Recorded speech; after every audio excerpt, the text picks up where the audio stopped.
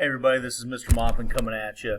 We're taking a look at Part 3 of AP Gov's Topic 2.2, taking a look at structures, powers, and functions of Congress.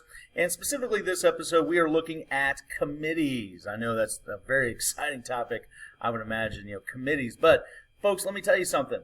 When we normally think of Congress doing their day-to-day jobs, we think of these very grand, eloquent speeches, sometimes very passionately delivered speeches that take place on the floor of the respective chambers. But that, in reality, is not really true. The reality is that most of the work of Congress is done in these committees, and there's a lot of different things that these committees do. When we do our simulation later on this year, you're certainly going to get a much better taste for what these committees are going to be doing. So let's go ahead and jump in and take a look at the different types of committees that exist in Congress. Starting with standing committees. Standing committees are the legislative committees. They are the committees that actually deal with legislation. And when you do the simulation later this year, that's what you folks are going to be experiencing, a standing committee that is responsible for reviewing bills, amending bills, voting on bills, deciding if those bills are worthy enough to go to the floor of their respective chamber. And most of the committees that you've probably ever heard of on a day-to-day basis in Congress are legislative committees, such as like the Senate Judiciary Committee, which determines which people get to be federal judges, or the House Ways and Means Committee, which is the Revenue, the Taxation Committee. These are just a couple of the very famous committees. There's House Appropriations, there's Senate Foreign Relations. These are very well-known committees that deal with legislative stuff.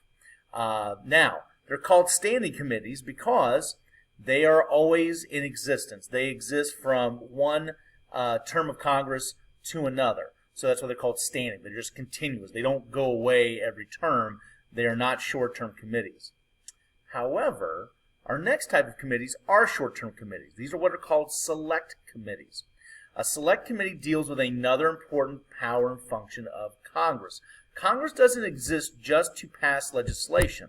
It also serves a function to investigate issues in American society.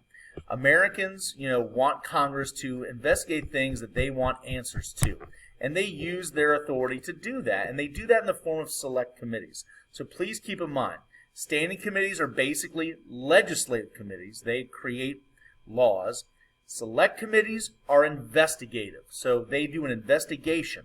So how do these investigations happen? Well, they will hold what are called hearings, where they will subpoena people, meaning they will require people to come down and testify to help them provide information. And once they have gone through all their hearings and heard all the testimony, they will then meet as a committee, kind of discuss what they believe they found, and then they will publish their findings to kind of have a unified sense of, hey, this is what our conclusions are regarding this issue that we are investigating. And there have been numerous select committees in American history. Back in the early 1960s, there was a select committee on investigating the impact of the mafia. They actually, subpoenaed some top mafia bosses to come down and testify. Of course, they denied the existence of the mafia. You may recall in recent years, when Republicans controlled the House, there were a number of investigations dealing with the Benghazi incident in Libya, where some American diplomats were killed. So they held committee meetings, select committee meetings on that. Another famous one from, about 15, 20 years ago was the steroids in baseball select committee. You can see some people that are famous baseball players, at least famous baseball players in the 1990s and early 2000s, people like Sammy Sosa, Mark McGwire, Rafael Palmeiro, Kurt Schilling. These guys were all brought down because they were all big stars in baseball and were suspected of using steroids to enhance their performance. And so, a subpoena power by Congress is like a court's order. They can require people to show up, and if they don't, that's a contempt of Congress charge, which is actually a criminal charge. So in this case with the steroids in baseball, they brought these guys down and said, hey, what's going on? Are you guys using steroids? What's the impact of steroids in professional baseball? Is it having an influence on youth players? Things like that. And speaking of select committees, the one that's certainly getting all the attention right now is the current House Select Committee on investigating the January 6th insurrection. This is particularly contentious because you're talking about trying to thwart the legal authority of the government with regards to certifying an election. It's also controversial because in many of these select committees, or typically in a select committee, they are bipartisan in nature.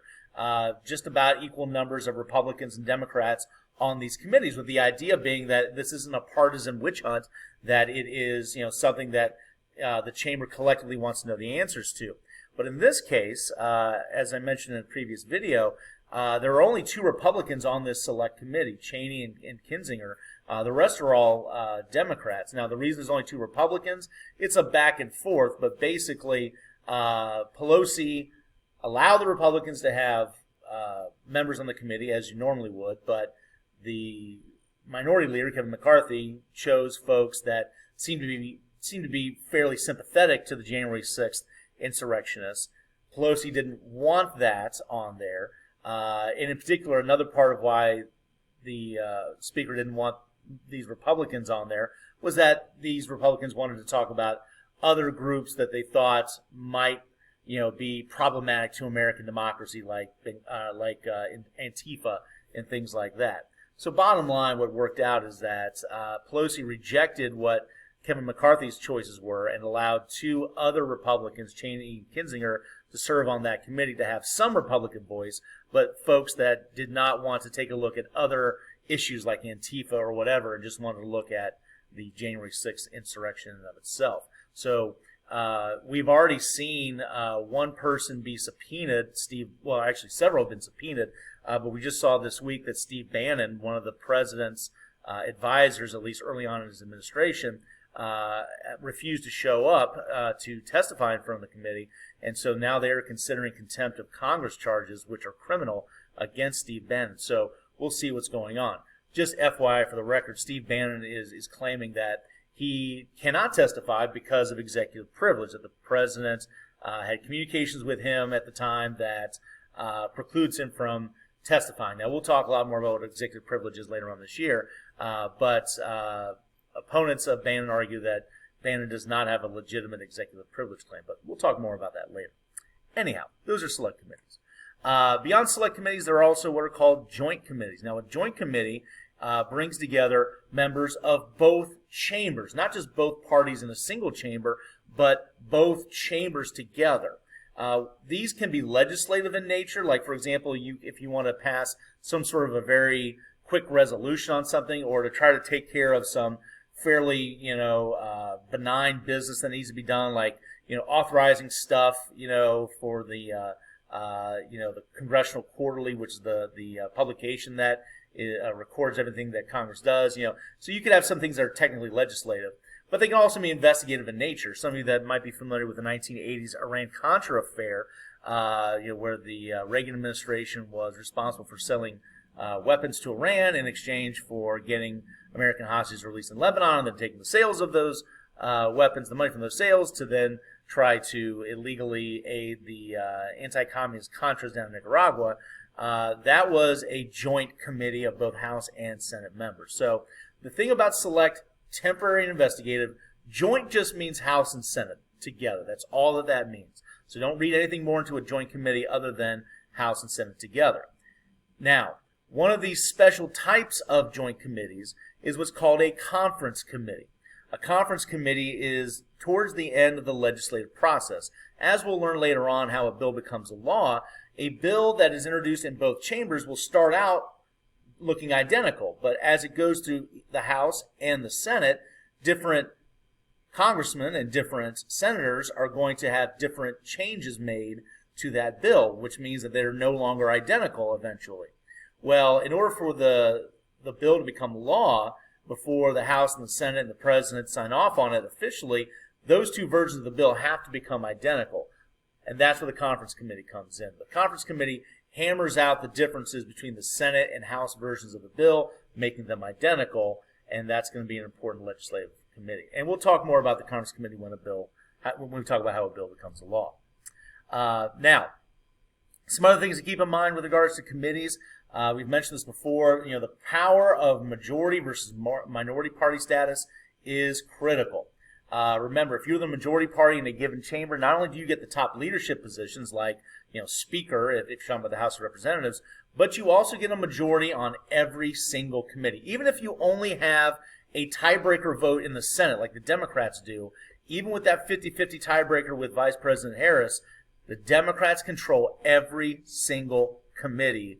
They have every committee chair in that chamber. And note, it's the committee chairs that determine the agenda of what that committee is going to be taking a look at. So having that majority status is really, really critical. Now, how does one get on these committees? Well, we've talked about how the Speaker in the House and the Senate Majority Leader have a lot of influence and sway, and they kind of have to give their blessings. But the actual, process by which different people get on different committees has different names depending on what chamber and what party you're a member of. In the House of Representatives, Democrats have their committee assignments determined by what's called the steering committee. And that kind of makes sense because you're steered towards a certain committee. And then the Republicans in the House have maybe the perfect name. It is literally, I kid you not, the Committee on Committees. So it is the committee that decides where people get their committee assignments. Pretty cool. In the Senate, they have steering committees by party. So generally, they're called steering committees in terms of determining who's going to be on what committee. Now, as we said before, committee chairs are the most important person on a given committee. Back in the past, being the committee chair was based solely on seniority, the person that had been there the longest.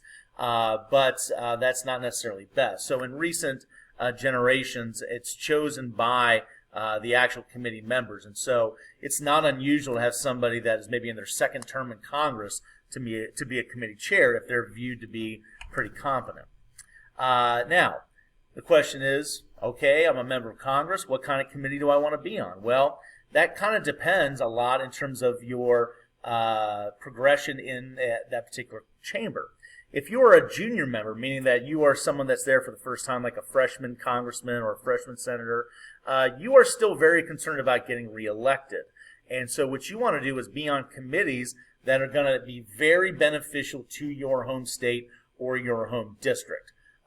So, for example, if you are a freshman member of the House from a Kansas district, then you're probably going to want to be on something like the Agriculture Committee. Because first off, from Kansas, you're probably going to have some understanding of agriculture, because that's a pretty rural state.